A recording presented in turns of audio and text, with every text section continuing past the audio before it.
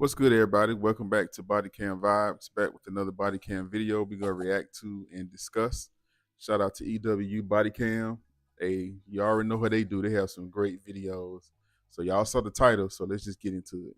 On April 10th, 2025, a vulnerable adult with profound disabilities dies under increasingly suspicious circumstances. As police demand answers, the truth begins to surface, and all eyes turn to a caregiver who is hiding a disturbing secret. I would never in my whole entire life think my brother would ever be killed by someone. The following is based on official police records, and the footage has never been seen before until now. Please note that all persons charged with a crime are presumed innocent unless and until proven guilty in a court of law.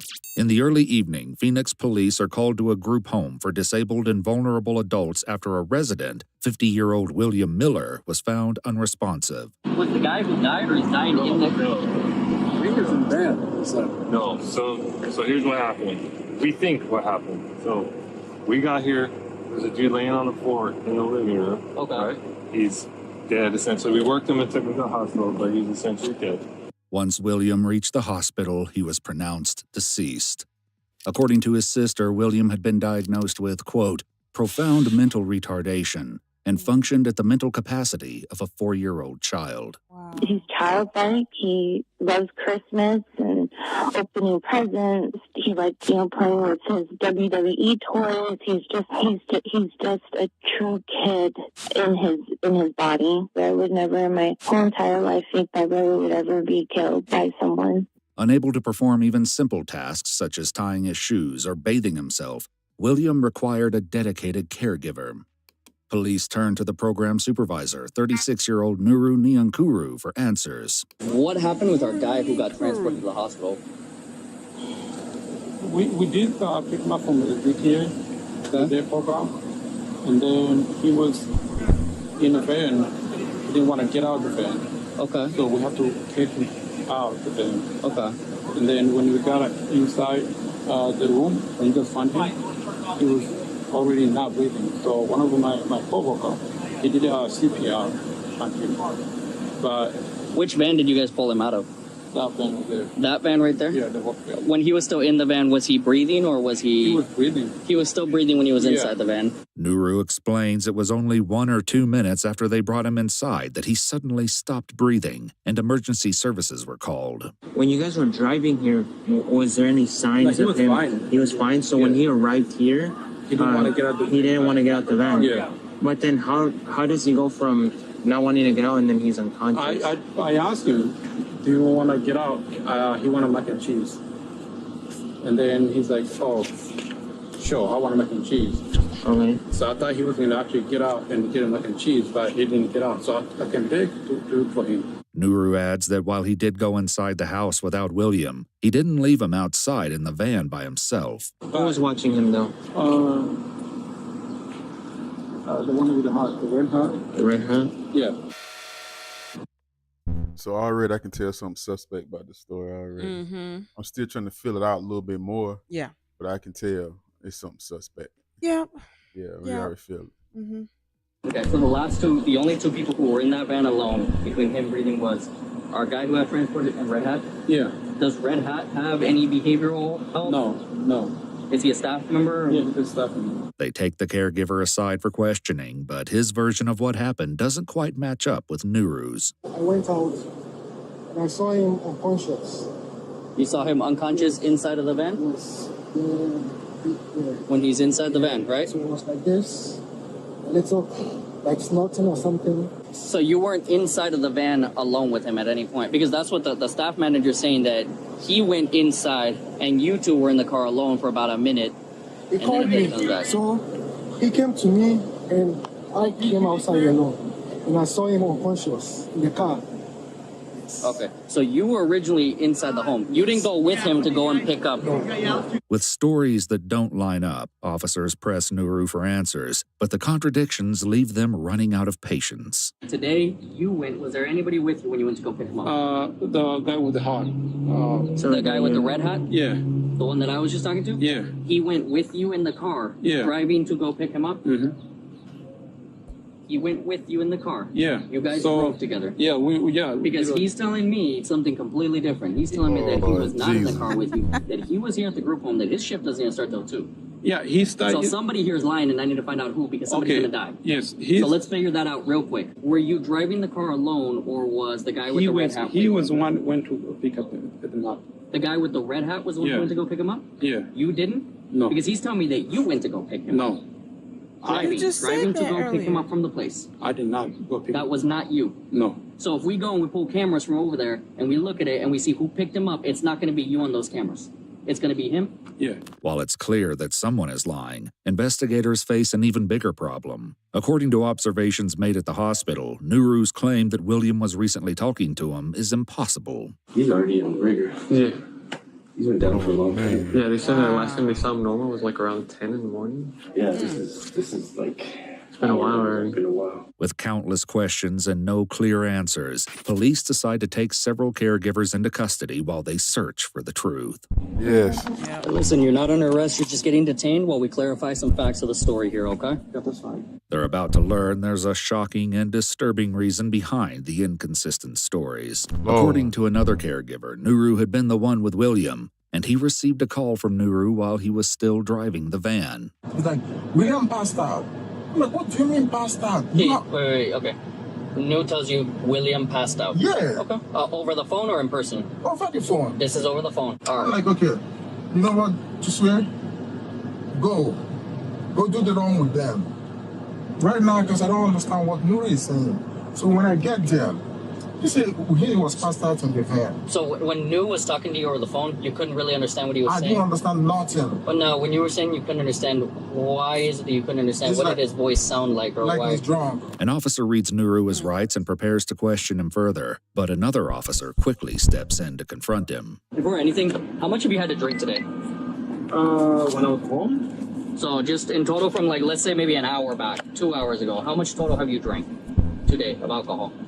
I mean, when I was home, I had what is that called? Royal Palm. What? Oh, Royal Palm? Yeah. Okay, the whiskey? Yeah. So you drank Royal Palm whiskey, how much? I mean, it was a half of it when I was at home. Half of the bottle? Yeah. How big of a bottle? Are we talking the full-size bottle, a shot? What are we talking? Just the shot. The shot? So you drank half of that? Yeah. Okay. How long ago was that? When did you drink that? That was like 1 a.m. 1 a.m.? Yeah. Okay.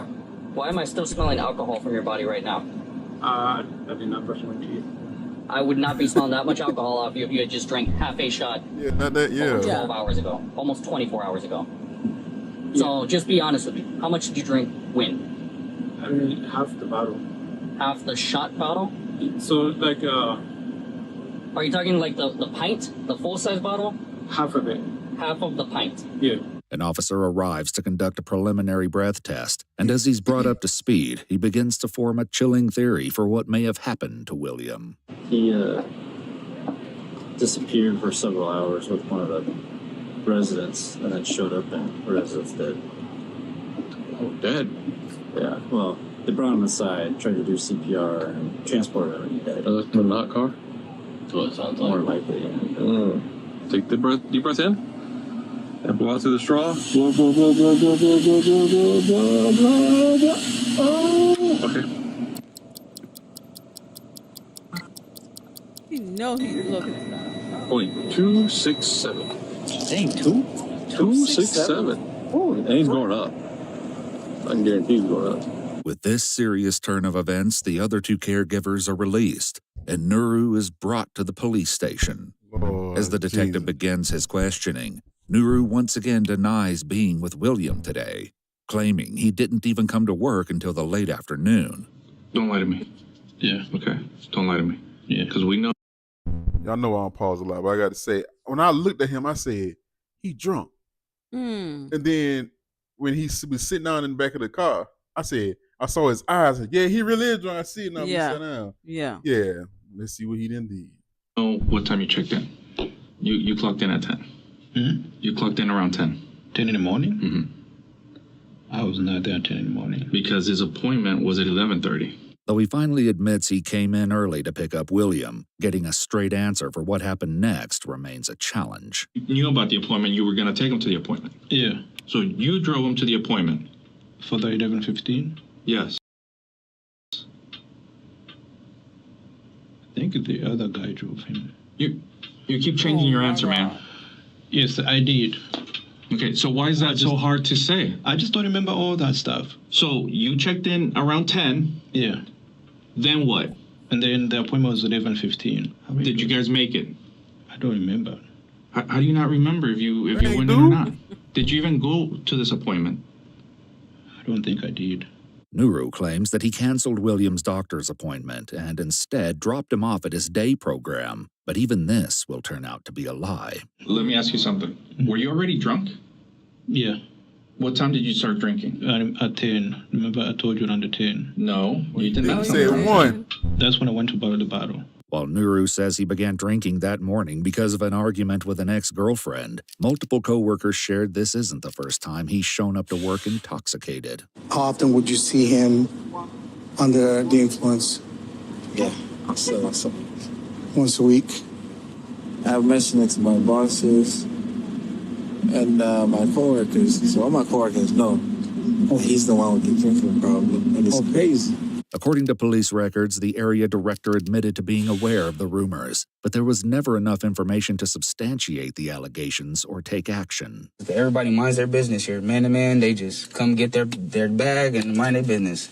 That's what leaves a little gap for people to do little weird stuff. You feel me? Like, if he was to drink, there was some type of gap for that because we all mind our business. You feel me? Because William never showed up for his doctor's appointment or his day program, investigators are now left questioning where he's been all day. Eventually, Nuru admits that after he picked up William, he brought him back to his own apartment where he simply watched television. So why take him to your apartment? Just as I said, I was just trying to get a drink, and I know I could have done it. I could not have done it at work, so it just, you know. So from noon to 1, what did you do with William? I mean, we drove around, and that's when I went to Fry's. Did you make any stops? We went to Fry's. What'd you do at Fry's? I think that's when I went to buy the drink. I think that was because I had a small one, so I went to go get another one. Oh, so you got another one? Another small one. Okay, so you got 2 small ones? Yeah. Okay. The detective next shows Nuru a photograph captured from local cameras, showing him driving around at 3:11 p.m., nearly an hour before he finally arrived back at the group home with William. Did you notice he was unresponsive before that and you freaked out and started driving around? Mm-hmm.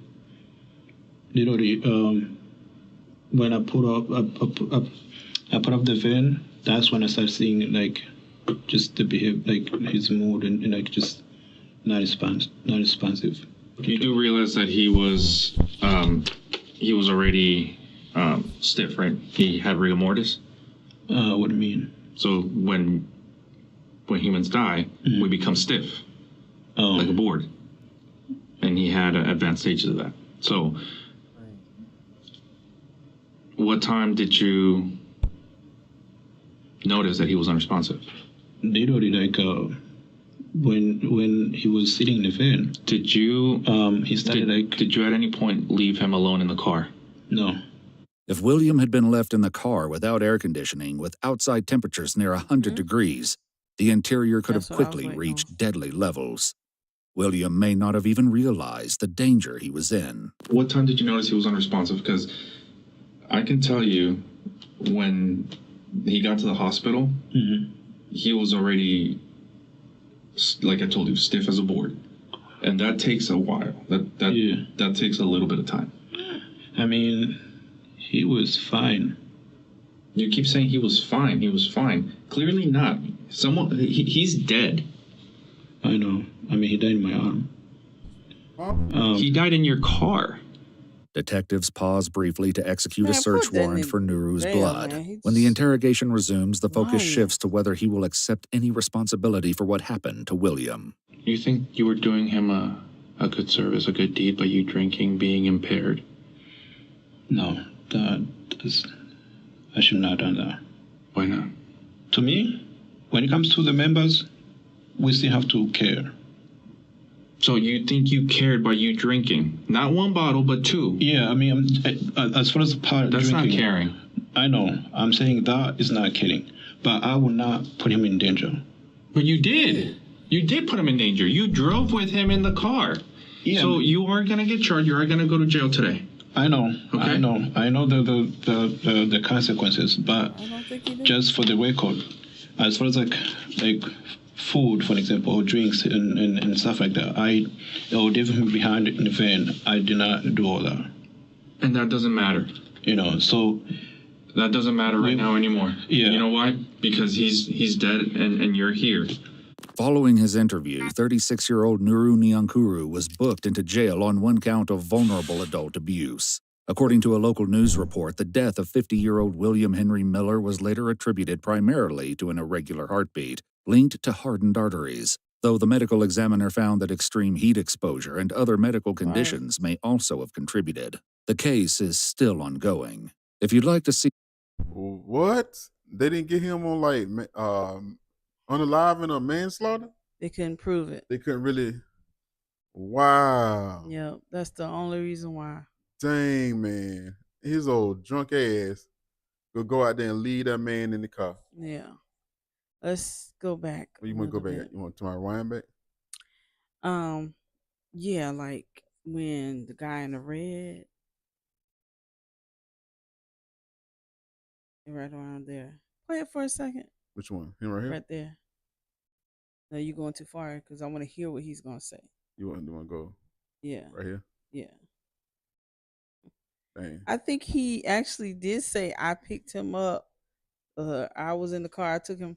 He admitted he just so drunk he don't know to what the he was program saying. supervisor, 36-year-old Nuru Nyankuru, for answers. What happened with our guy who got transported to the hospital? We did pick him up from the DTA, their program, and then he was in a van. He didn't want to get out of the van. Okay. So we have to take him out of the van. Okay. And then when we got inside the room, and just found him, he was already not breathing. So one of my coworker, he did a CPR. He lied the whole time. Yeah. He already knew. He said he wasn't breathing. Yeah. You knew he was dead then. Yeah. He already knew he was dead. And he tried to put it on the other kid. No, it was him. It was not me. Yep. And this man will get drunk. And this man. So what basically happened was he had a heart attack. Because I say it's probably a heat stroke, and it made him probably have a heart attack. Yeah. Because when you already have conditions like any kind of extreme anything, when you have a heart condition, can have you have an episode. Yeah. So and then the guy was older, even though he had to be taken care of and was like a child. He probably was like 60-something-year-old.